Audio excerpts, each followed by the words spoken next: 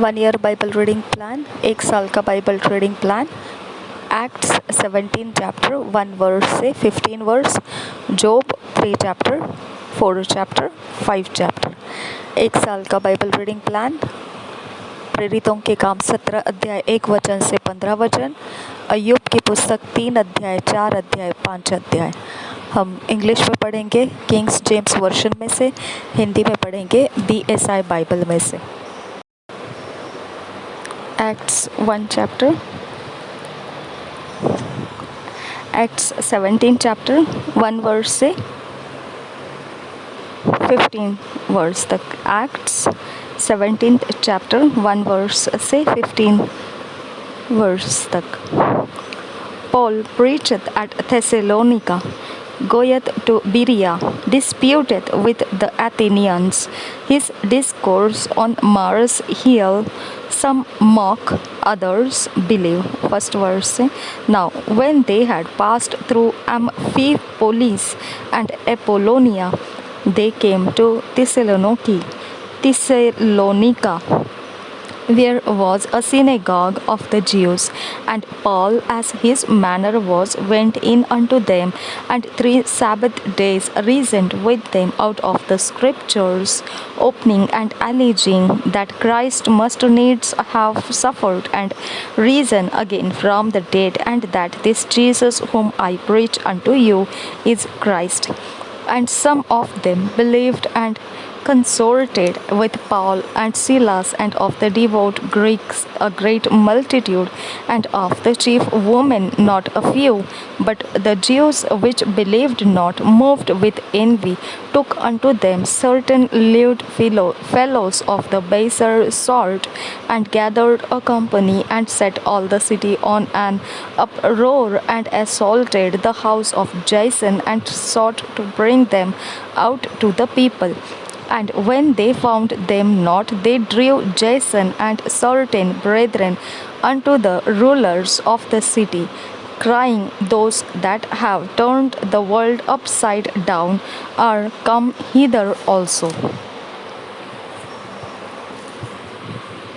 whom Jason hath received, and this all do contrary to the decrees of Caesar, saying that there is another king, one Jesus. And they troubled the people and the rulers of the city.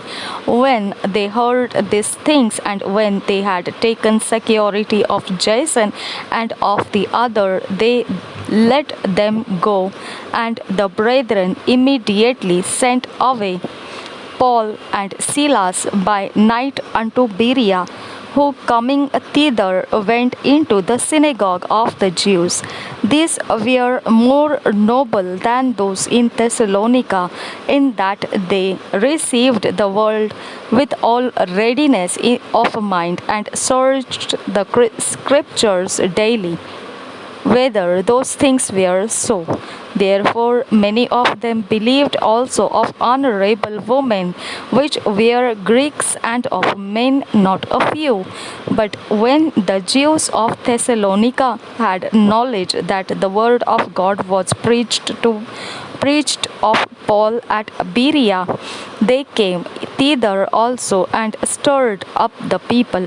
And then immediately the brethren sent away Paul to go as it were to the sea, but Silas and Timotheus abode there still. And they that conducted Paul brought him unto Athens, and receiving a commandment unto Silas and Timotheus for to come to him with all speed, they departed.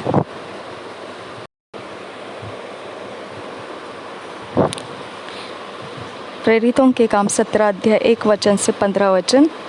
थिस्सलुनीके नगर में 17 अध्याय का पहले वचन से एक वचन से 15 वचन तक। फिर वे अम्फीपुलिस और अपोलोनिया होकर थिस्सलुनीके में आए जहां यहूदियों का एक आराधनालय था। पौलुस अपनी रीति के अनुसार उनके पास गया और 3 सप्ताह के दिन पवित्र शास्त्रों से उनके साथ वाद विवाद किया और उनका अर्थ खोल खोल कर समझाता था कि मसीह को दुख उठाना और मरे हुओं में से जी उठना अवश्य था।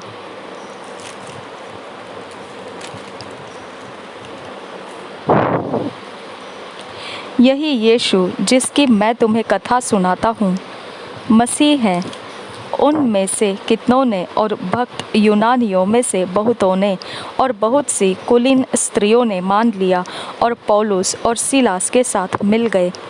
परंतु यहूदियों ने डाह से भरकर बाजारू लोगों में से कुछ दुष्ट मनुष्यों को अपने साथ में लिया और भीड़ इकट्ठी करके नगर में हुल्लड़ मचाने लगे और यासोन के घर पर चढ़ाई करके उन्हें लोगों के सामने लाना चाहा। उन्हें वहां न पाकर वे वहां चिल्लाते हुए यासोन और कुछ भाइयों को नगर के हाकिमों के सामने खींच लाए। ये लोग जिन्होंने जगत को उल्टा पुल्टा कर दिया है यहाँ भी आ गए हैं। यासोन ने उन्हें अपने यहाँ उतारा है। ये सब के सब यह कहते हैं कि यीशु राजा है और कैसर की आज्ञाओं का विरोध करते हैं।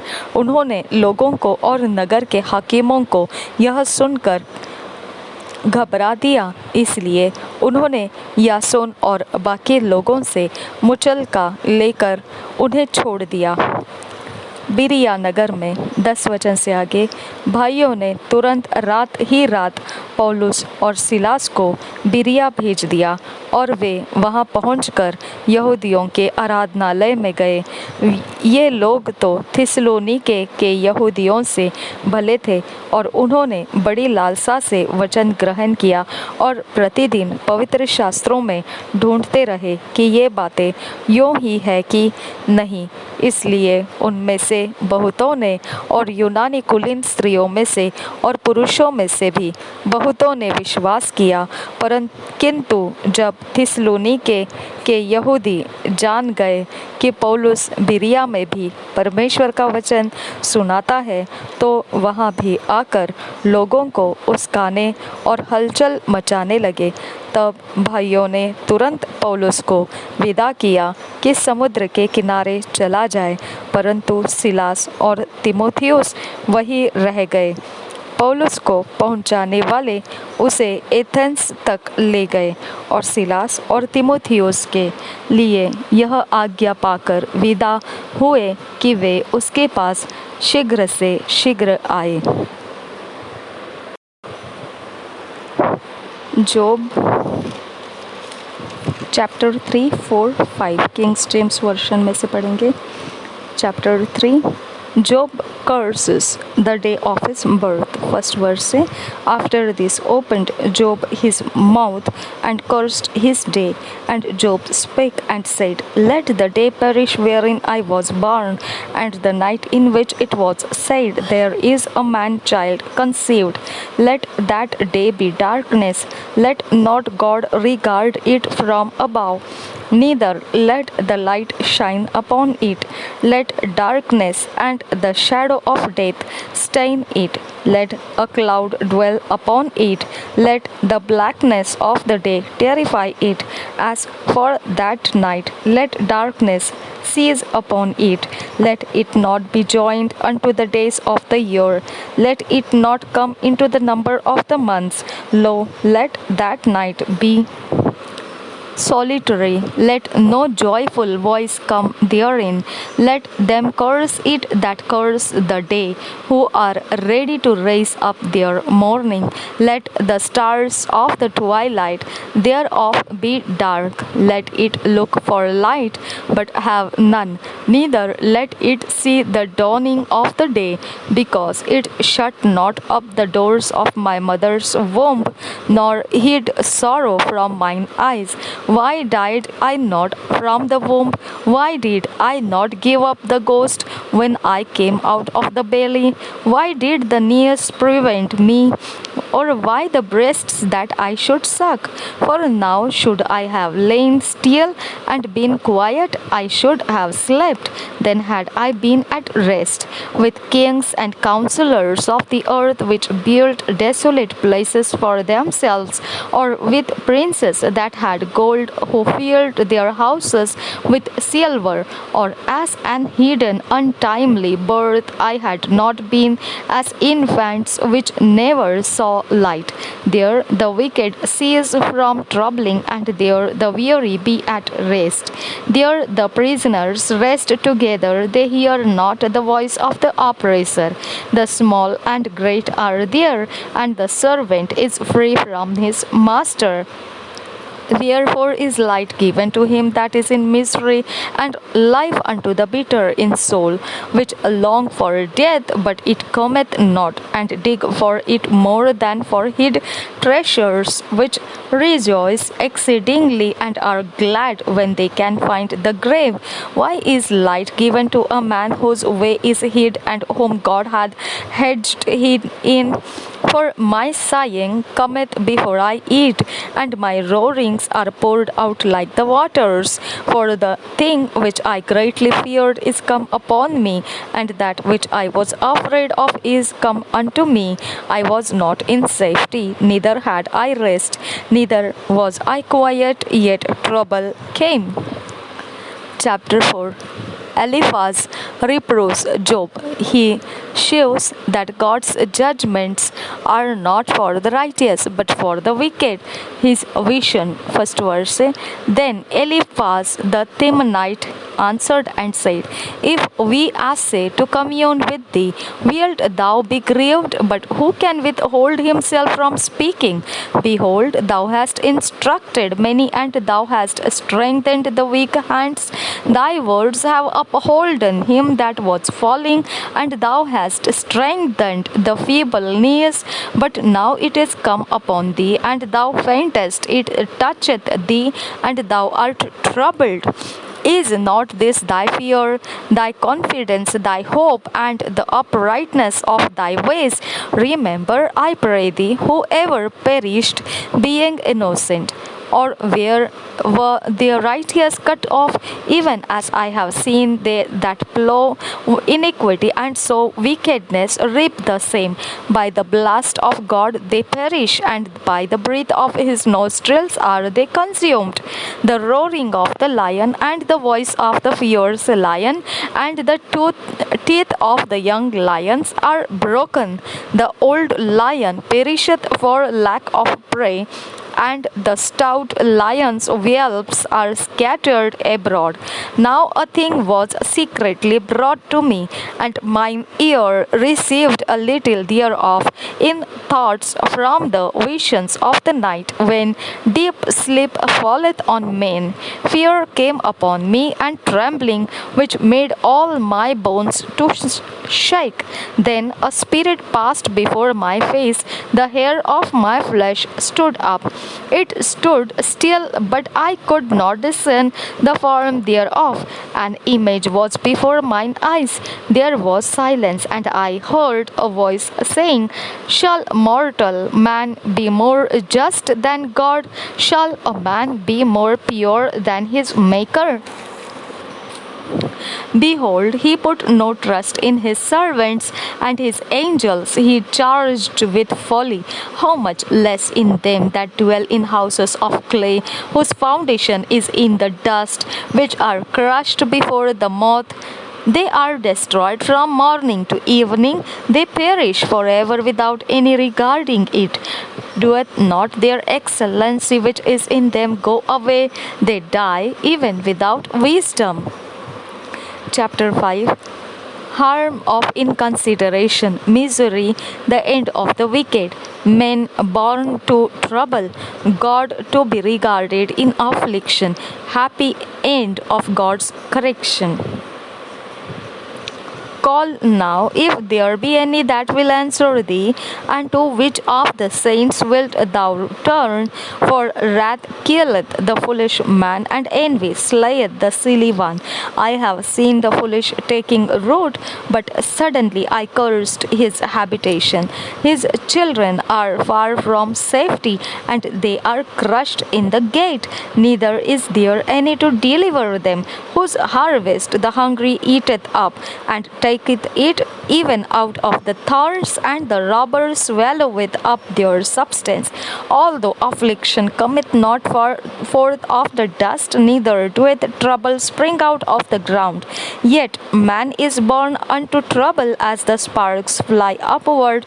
I would seek unto God, and unto God would I commit my cause, which doeth great things and unsearchable marvelous things without number, who giveth rain upon the earth, and sendeth waters upon the fields, to set up on high those that be low, that those which mourn may be exalted to safety.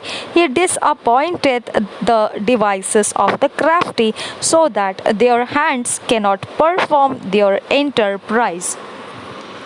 He taketh the wise in their own craftiness, and the counsel of the froward is carried headlong.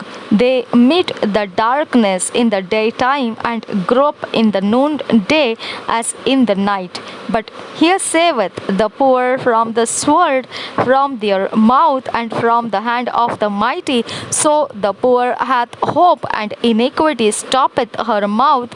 Behold, happy is the man whom God correcteth. Therefore despise not thou the chastening of the Almighty, for he maketh sore, and think and bindeth up. He woundeth, and his hands make whole. He shall deliver thee in 6 troubles, yea, in 7 there shall no evil touch thee. In famine he shall redeem thee from death, and in war from the power of the sword.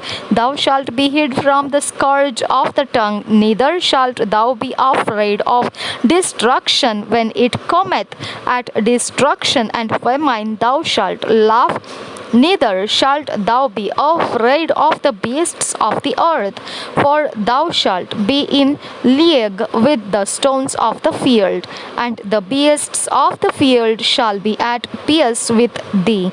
And thou shalt know that thy tabernacle shall be in peace, and thou shalt visit thy habitation, and shalt not sin. Thou shalt know also that thy seed shall be great, and thine offspring as the grass of the earth. Thou shalt come to thy grave in a full age, like as a shock of corn cometh in his season. Lo, this we have searched it, so it is, hear it, and know thou it for thy good. अय्यूब की पुस्तक 3, 4, 5 अध्याय। अय्यूब का अपने जन्म दिवस को धिक्कारना, 3 अध्याय पहले वचन से। इसके बाद अय्यूब मुंह खोलकर अपने जन्म दिवस को धिक्कारने और कहने लगा, वह दिन जल जाए जिसमें मैं उत्पन्न हुआ, और वह रात भी जिसमें कहा गया बेटे का गर्भ रहा। वह दिन अंधियारा हो जाए, ऊपर से ईश्वर उसकी सुधि न ले, और न उसमें प्रकाश हो। अंधकार और मृत्यु की छाया उस पर रहे, बादल उस पर छाए रहे, और दिन को अंधेरा कर देने वाली चीज़ें उसे डराए। घोर अंधकार उस रात को पकड़े, वर्ष के दिनों के बीच वह आनंद न करने पाए, और न महीनों में उसकी गिनती की जाए। सुनो, वह रात बांझ हो जाए, उसमें गाने का शब्द न सुन पड़े। जो लोग किसी दिन को धिक्कारते हैं और लिबियातान को छेड़ने में निपुण है, उसे धिक्कारे। उसकी संध्या के तारे प्रकाश न दे। वह उजियाले की बाट जो है, पर वह उसे न मिले। वह भोर की पलकों को भी देखने न पाए, क्योंकि उसने मेरी माता की कोख को बंद न किया, और कष्ट को मेरी दृष्टि से न छिपाया। मैं गर्भ ही में क्यों न मर गया, पेट से निकलते ही मेरा प्राण क्यों न छूटा। मैं घुटनों पर क्यों लिया गया, मैं छातियों को क्यों पीने पाया।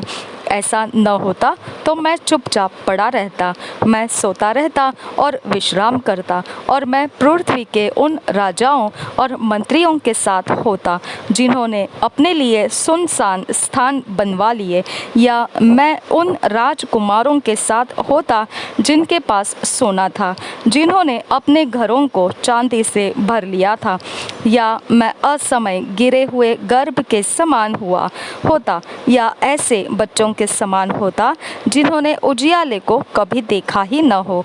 उस दशा में दुष्ट लोग फिर दुख नहीं देते और थके मांदे विश्राम पाते हैं। उसमें बंदी एक संग सुख से रहते हैं और परिश्रम कराने वाले का शब्द नहीं सुनते। उसमें छोटे बड़े सब रहते हैं और दास अपने स्वामी से स्वतंत्र रहता है। दुखियों का उजियाला और उदास मन वालों को जीवन क्यों दिया जाता है? वे मृत्यु की बाट जोहते हैं पर वह आती नहीं, और गड़े हुए धन से अधिक उसकी खोज करते हैं। वे कब्र को पहुंचकर आनंदित और अत्यंत मगन होते हैं। उजियाला उस पुरुष को क्यों मिलता है जिसका मार्ग छिपा है, जिसके चारों ओर ईश्वर ने घेरा बांध दिया है। मुझे रोटी खाने के बदले लंबी लंबी सांसें आती है और मेरा विलाप धारा के समान बहता रहता है, क्योंकि जिस डरावनी बात से मैं डरता हूँ वही मुझ पर आ पड़ती है, और जिस बात से मैं भय खाता हूँ वही मुझ पर आ जाती है। मुझे न तो चैन, न शांति, न विश्राम मिलता है, परंतु दुख ही दुख आता है। चौथा अध्याय, प्रथम संवाद, एलीपज का तर्क। पहले वचन से पढ़ेंगे। तब तेमानी एलीपज ने कहा, यदि कोई तुझसे कुछ कहने लगे तो क्या तुझे बुरा लगेगा? परंतु बोले बिना कौन रह सकता है? सुन, तूने बहुतों को शिक्षा दी है और निर्बल लोगों को बलवंत किया है। गिरते हुओं को तूने अपनी बातों से संभाल लिया और लड़खड़ाते हुए लोगों को तूने बलवंत किया। परंतु अब विपत्ति तो तुझी पर आ पड़ी और तू निराश हुआ जाता है। उसने तुझे छुआ और तू घबरा उठा। क्या परमेश्वर का भय ही तेरा आसरा नहीं? और क्या तेरी चाल चलन जो खरी है तेरी आशा नहीं? क्या तुझे मालूम है कि कोई निर्दोष भी कभी नष्ट हुआ है, या कहीं सज्जन भी काट डाले गए? मेरे देखने में तो जो पाप को जोतते और दुख बोते हैं वही उसको काटते हैं। वे परमेश्वर के श्वास से नष्ट होते और उसके क्रोध के झोंके से भस्म होते हैं। सिंह का गरजना और हिंसक सिंह का दहाड़ना बंद हो जाता है और जवान सिंहों के दांत तोड़े जाते हैं। शिकार न पाकर बलवान सिंह भी मर जाता है और सिंहनी के बच्चे तितर पितर हो जाते हैं। एक बात चुपके से मेरे पास पहुंचाई गई और उसकी कुछ भनक मेरे कान में पड़ी। रात के स्वप्नों की चिंताओं के बीच जब मनुष्य गहरी निद्रा में रहते हैं, मुझे ऐसी थरथराहट और कंपकपी लगी कि मेरी सब हड्डियां तक हिल उठी। तब एक आत्मा मेरे सामने से होकर चली और मेरे देह के रोए खड़े हो गए। वह चुपचाप ठहर गई और मैं उसकी आकृति को पहचान न सका, परंतु मेरी आंखों के सामने कोई रूप था। पहले सन्नाटा छाया रहा, फिर मुझे एक शब्द सुनाई पड़ा। क्या नाशमान मनुष्य परमेश्वर से अधिक धर्मी हो सकता है? क्या मनुष्य अपने सृजनहार से अधिक पवित्र हो सकता है? देख, वह अपने सेवकों पर भरोसा नहीं रखता और अपने स्वर्गदूतों को भी दोषी ठहराता है। फिर जो मिट्टी के घरों में रहते हैं और जिनकी नींव मिट्टी में डाली गई है और जो पतंगे के समान पिस जाते हैं, उनकी क्या गणना? वे भोर से सांझ तक नष्ट किए जाते हैं, वे सदा के लिए मिट जाते हैं और कोई उनका विचार भी नहीं करता। यदि उनके डेरे की डोरी उनके अंदर ही अंदर कट जाती तो क्या वे बिना बुद्धि के ही मर न जाते? 5 अध्याय पहले वचन से। पुकार कर देख, क्या कोई है जो तुझे उत्तर देगा? और पवित्रों में से तू किसकी ओर फिरेगा? क्योंकि मूढ़ तो खेद करते करते नष्ट हो जाता है और भोला जलते जलते मर मिटता है। मैंने मूढ़ को जड़ पकड़ते देखा है, परंतु अचानक मैंने उसके वास स्थान को धिक्कारा। उसके बच्चे सुरक्षा से दूर है और वे फाटक में पीसे जाते हैं और कोई नहीं है जो उन्हें छुड़ाए।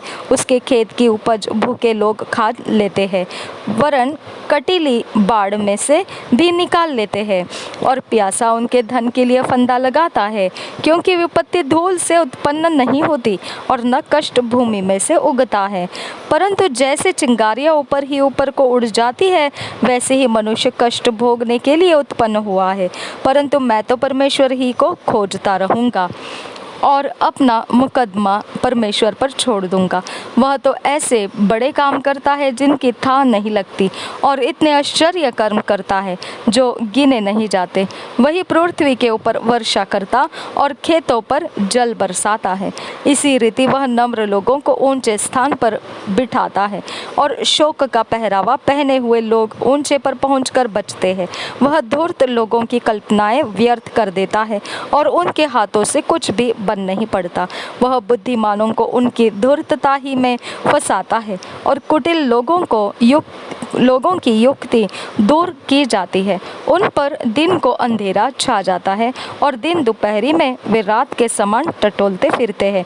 परंतु वह दरिद्रों को उनके वचन रूपी तलवार से और बलवानों के हाथ से बचाता है। इसलिए कंगालों को आशा होती है, और कुटिल मनुष्यों का मुंह बंद हो जाता है। देख, क्या ही धन्य है वह मनुष्य जिसको परमेश्वर ताड़ना देता है। इसलिए तू सर्वशक्तिमान की ताड़ना को तुच्छ मत जान, क्योंकि वही घायल करता और वही पट्टी भी बांधता है, वही मारता है और वही अपने हाथों से चंगा भी करता है। वह तुझे 6 विपत्तियों से छुड़ाएगा, वरन 7 से भी तेरी कुछ हानि न होने पाएगा। अकाल में वह तुझे मृत्यु से और युद्ध में तलवार की धार से बचा लेगा। तू वचन रूपी कोड़े से बचा रहेगा, और जब विनाश आए तब भी तुझे भय न होगा। तो विनाश और अकाल के दिनों में हंसमुख रहेगा, और तुझे बनेले जंतुओं से डर न लगेगा, वरन मैदान के पत्थर भी तुझसे वाचा बांधे रहेंगे, और वन पशु तुझसे मेल रखेंगे। तुझे निश्चय होगा कि तेरा डेरा कुशल से है, और जब तू अपने निवास में देखे तब कोई वस्तु खोई न होगी। तुझे यह भी निश्चय होगा कि मेरे बहुत वंश होंगे, और मेरी संतान पृथ्वी की घास के तुल्य बहुत होगी। जैसे पुलियों का ढेर समय पर खलिहान में रखा जाता है, वैसे ही तू पूरी आयु का होकर कब्र को पहुँचेगा। देख, हमने खोज कर ऐसा ही पाया है। इसे तो सुन और अपने लाभ के लिए ध्यान में रख। 2 years बाइबल रीडिंग प्लान, 2 साल का Bible reading plan. Luke 6 chapter 31 verse से 38 वर्स, ड्यूट्रोनॉमी 32 चैप्टर, लूका रचित सुसमाचार 6 अध्याय 31 वचन से 38 वचन तक, और व्यवस्था विवरण 32 अध्याय। हम 2 साल के बाइबल रीडिंग प्लान को हम अपने अकेले में, व्यक्तिगत समय में, पर्सनल टाइम में पढ़ेंगे। ये पढ़ते समय परमेश्वर इन वचनों में से हमारी मार्गदर्शन करेगा, हमको नई सोच देगा, प्रकाशन देगा। हमने उसको नोट्स बनाकर लिखना है। हमको उस नोट्स के अंदर लिखे हुए वचन जैसे जैसे हमको परमेश्वर ने सिखाया होगा उस पर्सनल टाइम में, वैसे हमारे जीवन को हमने चलाना है। और जैसे हम उसमें चलते जाएंगे, 2 साल के अंत में देखेंगे कि हम परमेश्वर के वचन से ढला हुआ व्यक्ति होकर निखर कर आएंगे, और परमेश्वर हमें इस्तेमाल कर पाएगा। ऐसा होने के लिए परमेश्वर ने हमें अनुग्रह दिया है, और निश्चित हमने इस अनुग्रह का लाभ उठाना है। प्रभु यीशु मसीह हम सबके साथ बना रहे। आमेन, आमेन, आमेन।